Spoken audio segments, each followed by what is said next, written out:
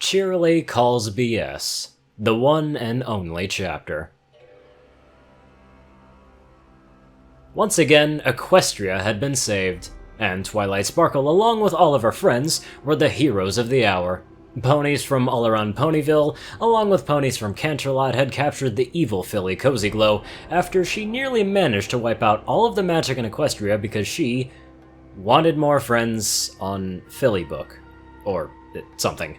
Anyway, as everyone was patting each other on the back, Naysay walked up to the Princess of Friendship with a smile on his face, flanked by the bigger princesses, while the rest of the gang followed on their hooves. Well, Princess Twilight, I must say that I am glad to have you back in charge of the school. This place is truly one of the finest institutions of learning in all of Equestria. Why, I don't know what we would have done without your students that are giving themselves diplomas as we speak. The unicorn said happily, while Spike was burping out papers over in the corner as the students from a single class had on a collection of caps and gowns. Are you kidding me? The very loud and female voice of dissent made everyone blink in confusion. After looking around, the crowd pulled back between Twilight's group and said mare. Every pony who was part of Twilight's entourage looked in surprise as the Purple Princess said what they all were thinking. Miss Cheerilee? That idiot and her stupid little indoctrination camp caused this whole bucking mess! The Mulberry Mare yelled as she pointed towards Twilight with a hoof. And you're actually letting her go on? With this lunacy? The Princess of the Moon blinked and looked around. Was that a jab at me? I feel like that was a jab at me. Celestia reached over and patted her sister on the back. Don't worry, Luna. We'll outlaw that word when we get back home. Twilight put on her best smile. Miss Cheerilee, perhaps you misheard. My student was the one who tried to steal the magic from Equestria. I was trying to fix things. Yes! Cheerilee agreed enthusiastically before she went back to frowning as Cozy Glow was hauled by on a cart, locked up in a giant birdcage. But if you had actually done the job of a real teacher and given her an actual education, we wouldn't have had to worry about any of this! She then turned to the white unicorn stallion. Chancellor Naysay, I am demanding this place undergo a full review, as it is not an institution of learning, but a danger to the whole fucking world! Her friendly demeanor quickly vanishing, Twilight frowned at the Earth Pony. Cheerilee, I understand that you're upset that every pony wants to go to my school instead of your— Because your place isn't a school! Cheerilee raged before Twilight could finish. I've seen your classes. You don't actually teach anything of academic value. Your entire curriculum is nothing but a sham run by shysters and unqualified idiots who don't know the first thing about instructing students, much less any field of actual knowledge. All of Twilight's friends frowned at the mare before moving up to support their friend. Being the earliest one there thanks to her ability to fly, Rainbow Dash spoke first. Hey, now wait a minute, you— Shut it, you fucking high school dropout, or I'll tell the weather authority that you're using a fake cloud-carrying license! Cheerilee yelled, to which Rainbow Dash responded by quickly dropping out of the air and putting her belly to the ground. I'll be good. She squeaked. Naysay looked over to Princess Twilight with a raised eyebrow. One of your teachers doesn't even have a basic education, he asked before looking at the others. But certainly, all of your others are properly certified, correct? The question made Twilight blink. Certified? She asked. They're experts in the elements of harmony. There's not really a class on those things. You do realize that there's more to teaching than that, right? Cheerilee deadpanned before trotting up closer. Child psychology, basic organization skills revolving around planning lessons, child development classes, CPR training. Do you really want me to list all the things you need to learn that I fucking know not a single one of you or your minions has any clue about? Twilight frowned back at her. Hey! These are my friends, not my minions! After just letting that hang in the air for a moment, Cheerilee raised an eyebrow. Applejack, would you mind telling me your job? I work on a farm. You know that. The other Earth Pony answered, a mite confused. And how much work does that entail? Cheerilee asked. Once she got to thinking about it for a few seconds, the farm pony looked back at the mulberry mare. Oh, Celestia, it's like 25 hours a day, I'll tell you what. She said with a sad shake of her head. Then, why are you also part of Twilight School? She went on. Applejack gave a friendly smile. 'Cause Twilight asked me to. And when a princess asks you to do something, you do it. End of story. No ifs, ands, or buts. Cheerilee frowned. Wait, just how the buck are you teaching classes from 8 in the morning until 4 in the afternoon, planning lessons for the next day, and, well, shoot, I don't plan nothing. Applejack said happily. The happy admission got a look of alarm from Twilight. What? She yelled before galloping over to her orange friend. Applejack, you need to use lesson plans to help you keep your lessons focused on honesty! Applejack gave her friend a shrug. Well, shoot, Twilight, I done taught them everything I knew about being honest in the first 2 seconds of our class. She said before looking back at the group of students in their robes. Here's a quick review. Don't lie, kids. Yes, Professor! The students replied happily before the yak among them spoke up. You'll not ace that final exam on the 3rd day of class. Then what have you been teaching them about? Twilight shrieked in a nervous panic as Nace started to tap his chin with a hoof. Applejack thought of all of her lessons with dozens of students from throughout all of Equestria before she looked back at Twilight. Apples. The changeling of the assembled species spoke up. We learned about other things, Headmare Twilight. Silverstream flew up into the air and held up a talon. Did you know that just being around oranges can cause cancer? When Twilight turned to glare at Applejack, the orange pony plopped her plot down and crossed her forelegs. Grandma told me it when I was a filly. You call my granny a liar? Rather than completely lose it, Twilight looked back at Cheerilee. Okay, so... maybe Applejack isn't the best example of... well, broadening young minds. She admitted. But... Ha! Rainbow Dash said as she flew up and pointed a hoof at her rival teacher. Told you you should have just let them nap in your class. That's what I do. Twilight spun and glared at the Pegasus. Rainbow! We're trying to show how my institution of learning is the real school! After rolling her eyes, Rainbow crossed her forelegs while hovering in the air. That is what ponies do in school these days, Twilight. Looking for some kind of salvation, the purple princess looked at the unicorn of the group. Rarity, you teach your students about generosity, right? I know you do! I've heard you yelling at... lecturing students through the walls. Rarity smiled at her friend. Of course I do, Twilight. They learn how to be generous every single day that they're with me. Ha! Twilight shouted victoriously as she turned to point a hoof at Cheerilee. Applejack and Rainbow may be idiots, but Rarity is actually doing her job. Hey! The idiot subjected. Not put off in the slightest, Cheerilee looked over to the white unicorn. Enlighten me. Professor Rarity, just how do you teach your students about generosity? Modestly blushing a little from all the attention, Rarity gave a little giggle. Oh, it's nothing much. I just have them generously help me fulfill any orders from my boutiques. I've got 3 of those things now, you know. I wouldn't be able to keep up with the demands without some kind of help. So, you're running a child sweatshop. Cheerilee deadpanned before looking over to Fluttershy. And you?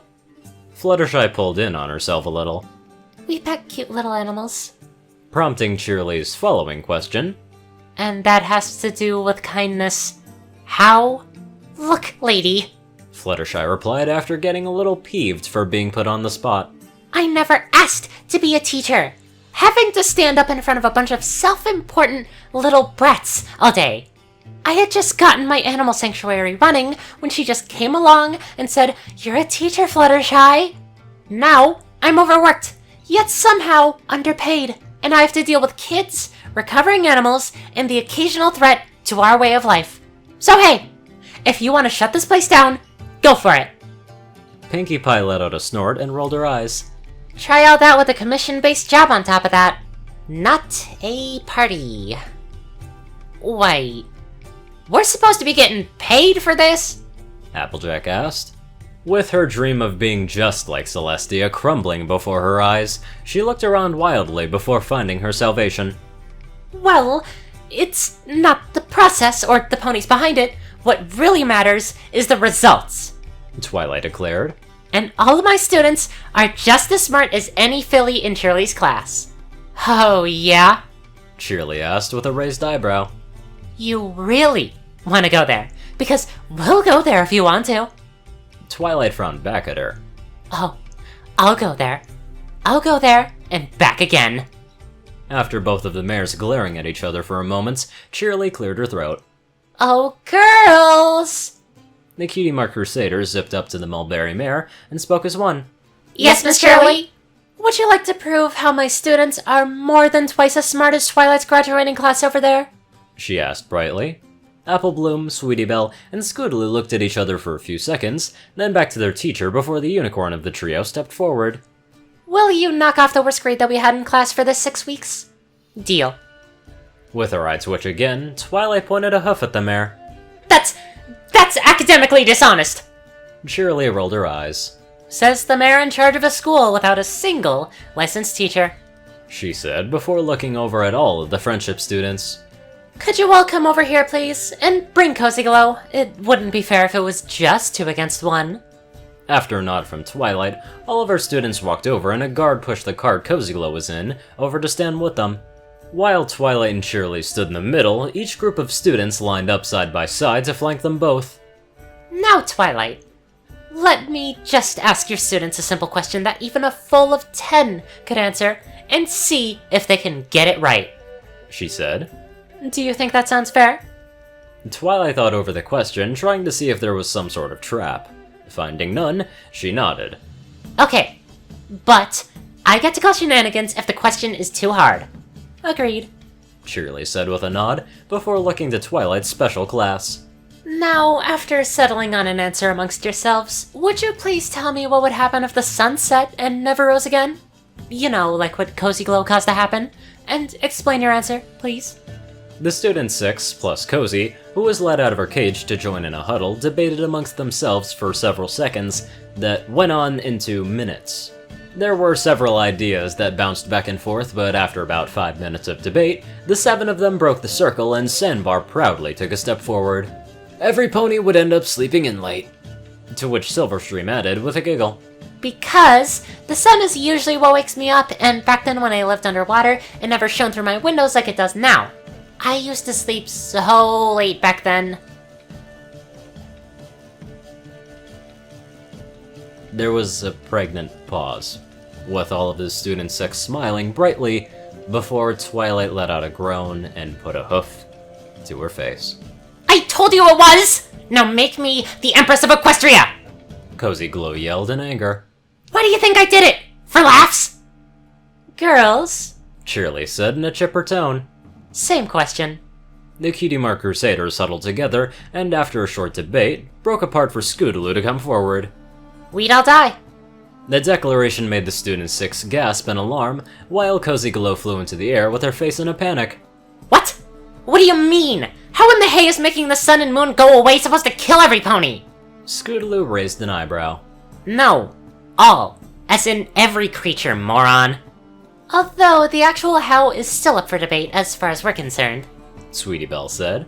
I think we'd all die from freezing to death in the growing cold of the empty night since we wouldn't have the sun around to warm us.